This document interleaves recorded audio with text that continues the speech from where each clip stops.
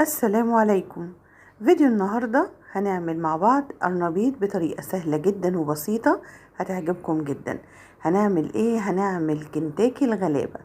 لو عجبكم الفيديو النهاردة اوعوا تنسوني في اللايك والشير وسبسكرايب للقناة. وانا شيرين ودي قناتي حلوة وحادق مع شيرين. يلا بينا نشوف احلى قرنبيط هنعمله بطريقة سهلة جدا وبسيطة ومن غير اي تكلفة. مش هيشرب منك زيت وهتعملي احلى وصفة تجنن. يلا بينا. معنا قرنبيطة زي ما انتوا شايفين كده. القرنبيطة دي انا جايباها بحوالي 20 جنيه، ومحدش يقول لي ليه. هنبتدي بقى نغسلها كويس جدا الاول، ونبتدي ننضفها بالشكل ده. لو فيها اي حاجة مش لطيفة نشيلها، وهنبتدي نقطع الوردات بتاعت القرنبيط بالشكل اللي انتوا شايفينه ده. طبعا كلنا عارفين وعملنا القرنبيط كتير، بس النهاردة في تكات وحركات هتعجبكم جدا في الفيديو ده. يلا بينا نعمل لولادنا احلى صينية قرنبيط كده جميلة بشكل لطيف وطعم احلى. وصدقوني مش هيغيروها ابدا عن كنتاكي وكنتاكي الحلو بتاعنا. معانا وهننزل عليها بمعلقتين من الملح زي ما انتوا شايفين كده، ولازم طبعا المية تبقى مغلية كويس جدا. وهننزل بنص معلقة من الكمون، وهننزل بقى بالوردات بتاعة القرنبيط بالشكل اللي انتوا شايفينه ده. طبعا احنا طبعا غسلينه ومنضفينه زي ما احنا شفنا في اول الفيديو. مدة تسليق القرنبيط حوالي 10 دقايق، من 10 دقايق لربع ساعة بالكتير جدا. هنعمل خلطة القرنبيط. معانا عدد 2 من البيض. طبعا هنبدأ نعمل الخطوات بتاعتنا في الخلاط. معانا معلقة كمون صغيرة. طبعا احلى حاجة في القرنبيط ان هو يعني من الوصفات السهلة السريعة البسيطة كمان والاقتصادية. وكمان القرنبيط بيحتوي على الياف كتيرة جدا. طبعا احنا حطينا كركم وحطينا طماطم وحطينا توم باودر. القرنبيط زي ما قلت لكم من الوصفات الحلوة جدا. معانا كمان كوباية من اللبن. هنضرب كل الخليط ده كويس جدا زي ما انتوا شايفين كده في الخلاط لحد ما الخليط بتاعي يتجانس تماما. هنجيب بقى المصفى بتاعتنا ونصفيه كويس جدا قبل ما نضيف عليه بقية الاضافات بتاعتنا.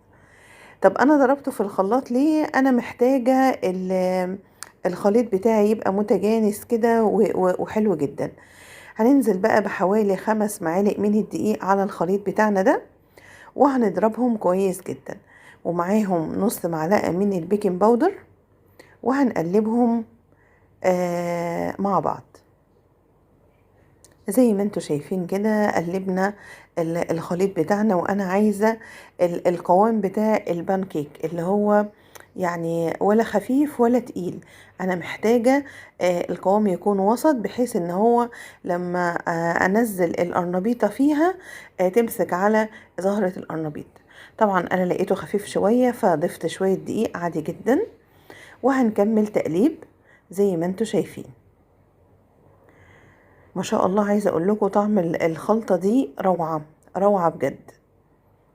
طبعا احنا حطينا ملح بس هو ما ظهرش في التصوير، بس انا ضفت ملح طبعا حسب الذوق في الخلطه اثناء ضربها في الخلاط. هنقلب بقى الخليط بتاعنا وهنزود دقيق حبه بحبه لحد ما نوصل للقوام اللي انتوا هتشوفوه حالا. انا محتاجه القوام اللي هو يعني الى حد ما يعني سايل شويه. قلبنا الخليط بتاعنا وسلقنا القرنبيط بالشكل اللي انتوا شايفينه. هنحضر معانا بقى حوالي يعني نص طبق كده من الدقيق، عليهم فيجيتار حار. وانا هنا استخدمت فيجيتار. حابه تستخدميه سبايسي عادي زي ما انت عايزه، حابه تستخدميه بقسماط عادي من البيت مفيش اي مشاكل.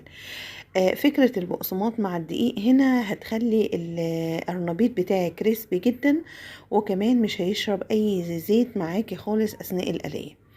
قلبنا البقسماط او الفيجيتار مع الدقيق، وهنبتدي نجيب القرنبيط بتاعنا. طبعا احنا سقناه حوالي 10 دقايق. بصي بقى تقطيعة القرنبيط دي زي ما انت حابة، حباها كبيرة حباها صغيرة زي ما تحبي. انا هنا نزلتها في الخليط بتاع البيض والدقيق، وهننزل بقى بعد كده في الطبق اللي فيه الفيجيتار والدقيق بتاعنا زي ما انتوا شايفين كده. هنغطسها كويس جدا وهننزلها بقى في زيت سخن زي ما انتوا شايفين. واسفة جدا ان المقطع بتاع الآلية اتحذف، فاسفة جدا بجد. كان من احلى الاكلات بجد الشعبية اللي احنا عملناها. جربوها، وعايزة اعرف رأيكم في الكومنتات. وده بقى ليمون مخلل، هسيب لكم اللينك بتاعه ان شاء الله في صندوق الوصف. ويلا بينا نعمل احلى سندوتش قرنبيط. في القرنبيط كريسبي وحلو جدا، وعملنا بقى احلى سندوتش معاه حتة كده جرجير، مش عارفة هي مش عايزة تثبت ليه، حلو قوي. وكمان هنحط معاها بقى ليمونة مخللة ويا تكاته ويا حركاته، واحلى سندوتش. يلا ناكله بسرعة بقى قبل ما حد يشوفنا. بجد وصفة حلوة جدا هتعجبكم بجد. كنتاكي الغلابة. وصفة سهلة وسريعة ولادك هيتبسطوا بيها. لو عجبكم فيديو النهاردة اوعوا تنسوني في اللايك والشير وسبسكرايب للقناة، واستنوني في فيديو جديد ان شاء الله. والسلام عليكم ورحمة الله وبركاته.